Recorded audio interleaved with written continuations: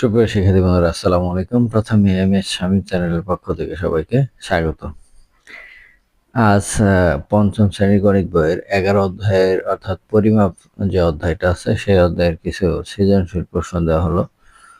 এখন বৃত্তি পরীক্ষায় সৃজনশীল থাকতেও পারে, এই জন্য কিছু প্র্যাকটিসের জন্য কয়েকটা অঙ্ক দেওয়া হলো। আশা করি ভালো লাগবে। যেমন প্রথম প্রশ্নটা এভাবে সাজানো হয়েছে যে রাজুর উচ্চতা 1.35 মিটার ও তার ভাইয়ের উচ্চতা 9.6 ডেসিমিটার। এখন প্রশ্ন হচ্ছে রাজুর উচ্চতা কত সেন্টিমিটার আর তার ভাইয়ের উচ্চতা কত সেন্টিমিটার, তাদের দুইজনের মোট উচ্চতা কত সেন্টিমিটার, তাদের দুইজনের উচ্চতার পার্থক্য কত সেন্টিমিটার। তাহলে প্রথমে রাজুর উচ্চতা কত সেন্টিমিটার। রাজুর উচ্চতা ছিল 1.5 মিটার। মিটারকে সেন্টিমিটারে প্রকাশ করতে হলে আমাদের কি করতে হবে? কিলায় হাকায় ডাকাত মারিলে দেশে শান্তি মিলিবে, এই সূত্রটা থেকে আমরা জানি যে নিচ দিকে গেলে যে কয় ঘর যাবে অত 10 গুণ করে বাড়তে থাকবে। তাহলে রাজুর উচ্চতা আছে মিটারে, মিটার থেকে সেন্টিমিটারে 100 দিয়ে গুণ দিতে হবে, তাহলে 135 সেন্টিমিটার। এটা হচ্ছে ক নম্বর। এবার আছে তার ভাইয়ের উচ্চতা কত। এখানে তার ভাইয়ের উচ্চতা 9.6 ডেসিমিটার। তো এখানে তার ভাইয়ের উচ্চতা 9.6 ডেসিমিটার, এখানে ডেসিমিটারকে 10 দ্বারা গুণ দিলে সেন্টিমিটার, তাহলে 96 সেন্টিমিটার। তারপরের প্রশ্ন আছে দুইজনের মোট উচ্চতা কত সেন্টিমিটার। যেহেতু আমরা দুইটাকে সেন্টিমিটার প্রকাশ করছি, তাহলে ক আর খ নম্বরে যে উত্তর বের হয়েছে সে দুইটা যোগ করলেই আমাদের অ্যান্সার বের হয়ে যাবে। গ নম্বরে তাহলে ক হতে পায় রাজুর উচ্চতা 135 সেন্টিমিটার আর খ হতে পায় তার ভাইয়ের উচ্চতা 96 সেন্টিমিটার। তাহলে দুইজনের মোট উচ্চতা আমরা যদি এটা যোগ করি, তাহলে 6 আর 5 11, 1 আর 9 আর 3 12, 13, হাতের হলো 1 2 আর 1 1 2, 231 সেন্টিমিটার মোট উচ্চতা। এরপর গ নম্বরে বলছে তাদের দুইজনের উচ্চতার পার্থক্য কত সেন্টিমিটার। পার্থক্য মানে বিয়োগফল। ক হতে পায় রাজের উচ্চতা 135 সেন্টিমিটার, খ হতে পায় তার ভাইয়ের উচ্চতা 96 সেন্টিমিটার, আর পার্থক্য মানে বিয়োগফল। এখানে আমরা দুটো যদি বিয়োগ করি, এটা যোগ করছি আর এটা হচ্ছে বিয়োগ, তাহলে 6 আছে কত হলে 15 হবে, 9 হলে হাতের হলো 1, 10 আছে কত হলে 13 হবে, 3 হাতের হলো 1 1 1 মিলে গেল, তাহলে 39 সেন্টিমিটার দুজনের উচ্চতার পার্থক্য। এই হলো সম্পূর্ণ প্রশ্নের সমাধান। এবার ওজনের একটা অঙ্ক দেখি। যে লতিফ বাজারে গিয়ে 3.5 কেজি চাল, 1 গ্রাম সবজি এবং 2400 গ্রাম মাংস কিনলেন। তাহলে চালের পরিমাণকে গ্রামে প্রকাশ করো। তো চাল বা কিলোগ্রামকে গ্রামে প্রকাশ করতে হলে 1000 দিয়ে গুণ দিতে হবে। তো 1000 দিয়ে গুণ দিলে 0.2 ঘর 3 ঘর ডানে যাবে। তো 1 ঘর তো আছে, বাকি দুটো শূন্য দিয়ে পূরণ করে দিলাম এত গ্রাম। খ নম্বরে বলছে সবজির পরিমাণকে কেজিতে প্রকাশ করো। সবজিটা ছিল 8 হেক্টোগ্রাম। এই 8 হেক্টোগ্রামকে কি করতে হবে? কেজিতে প্রকাশ করতে হবে। হেক্টোগ্রামকে কিলোগ্রাম বানাইতে হলে 10 দিয়ে ভাগ দিতে হবে, অর্থাৎ 1 ঘর উপরে যাবে, এর জন্য 10 দিয়ে ভাগ, আর 10 দিয়ে ভাগ করলে 0.8 কেজি। এবার গ নম্বরের প্রশ্ন বলছে মাংসের পরিমাণকে কেজিতে প্রকাশ করো। তো মাংস ছিল কতটুক? 2400 গ্রাম। 2400 গ্রাম মানে কত? 2400 গ্রাম। তো 2400 গ্রামকে আমরা কেজিতে প্রকাশ করলে 1000 দিয়ে ভাগ দিতে হবে। 1000 দিয়ে ভাগ দিলে 0.123 ঘর বামে চলে আসে, অর্থাৎ 2.4 কেজি। লাস্টের প্রশ্ন বলছে যে তিনি মোট কত কেজি বাজার করলেন। তাহলে আমাদের এখানে হলো 3.5 কেজি তো আছেই, আর 8 হেক্টোগ্রামকে কেজি বানাইছি, আর হচ্ছে 2400 গ্রামকে অর্থাৎ 2400 গ্রামকে আবার কেজিতে প্রকাশ করছি। তাহলে টোটাল কেজি যোগ করতে হবে। টোটাল কেজিগুলা কি কি ছিল? 3.5 কেজি, 0.8 কেজি, 2.4 কেজি। তো এটা যোগ করলে 6.7 কেজি। এবার আয়তাকার চিত্রের একটি অঙ্ক। একটা আয়তাকার ধান ক্ষেতের প্রস্থ 750 মিটার এবং দৈর্ঘ্য 1200 মিটার।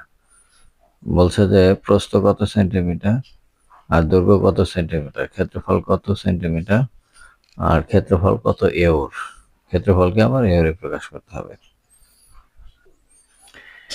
প্রস্থ কত সেন্টিমিটার, তাহলে প্রস্থ দেওয়া আছে হলো 750 মিটার। মিটারকে সেন্টিমিটার বানাতে হলে 100 দিয়ে গুণ দিতে হবে, অর্থাৎ 2 ঘর নিচের দিকে যাবে। 100 দিয়ে গুণ দিলে আমরা পাই 750 থাকে, তার সাথে 2টা শূন্য, এত সেন্টিমিটার প্রস্থ। খ নম্বর বলছে দৈর্ঘ্য কত সেন্টিমিটার, তো দৈর্ঘ্য দেওয়া ছিল 1200 মিটার। মিটারে সেন্টিমিটার বানাইলে আগের মতোই 100 দিয়ে গুণ দিতে হবে। 100 দিয়ে এটা গুণ দিলে আমাদের দাঁড়ায় কত, 1200 আছে, তার সাথে আরো 2টা শূন্য, এত সেন্টিমিটার দৈর্ঘ্য, এত সেন্টিমিটার। এবার ঘ নম্বরের প্রশ্ন বলছে যে ক্ষেত্রফল কত সেন্টিমিটার। তো ক্ষেত্রফল আমাদের এখানে সেন্টিমিটার বেড়েছে 75,000, আর এখানে বেড়েছে 1,20,000 দৈর্ঘ্য। তো এই দুইটাই গুণ দিতে হবে, এই দুইটা গুণ দিয়ে আমাদের দৈর্ঘ্য বের করতে হবে। তা আমাদের দৈর্ঘ্য কত বের হয়, আয়তাকার ক্ষেত্রের ক্ষেত্রফল দৈর্ঘ্য গুণন প্রস্থ, দৈর্ঘ্য গুণন এত বর্গ সেন্টিমিটার। তাহলে আমাদের 75 আর 12 গুণ দিলে 900, আর বাকি আছে শূন্য। 1 2 3 4 5 6 7টা, তাহলে 1 2 3 4 5 6 7টা তো আছে, বাকি 2টা শূন্য, এত বর্গ সেন্টিমিটার। এটা হচ্ছে গ নম্বরের উত্তর। ঘ নম্বরে বলছে যে ক্ষেত্রফল কত এওর। তো প্রথমে আমাদের এই যে অঙ্কের ভিতরে দৈর্ঘ্য প্রস্থ দেওয়া আছে, প্রস্থ 750 মিটার আর দৈর্ঘ্য 1200 মিটার। এই দুইটার ক্ষেত্রফল বের করে তারপর আমাদের এওর বের করতে হবে। আমরা যদি দেখি তাহলে প্রস্থ 750 মিটার, দৈর্ঘ্য 1200 মিটার। ক্ষেত্রফল দৈর্ঘ্য গুণন প্রস্থ, ওই দুটা গুণ দিলে 75, 12 গুণ দিলে 900, আর তার সাথে 3টা শূন্য, তাহলে এত বর্গমিটার। এই বর্গমিটারকে 100 দ্বারা ভাগ দিলে আমরা এওর বের করতে পারি। 100 দ্বারা ভাগ দিলে এই 2টা শূন্য বাদ যায়, এত এওর। তাহলে ক্ষেত্রফল 9000 এওর।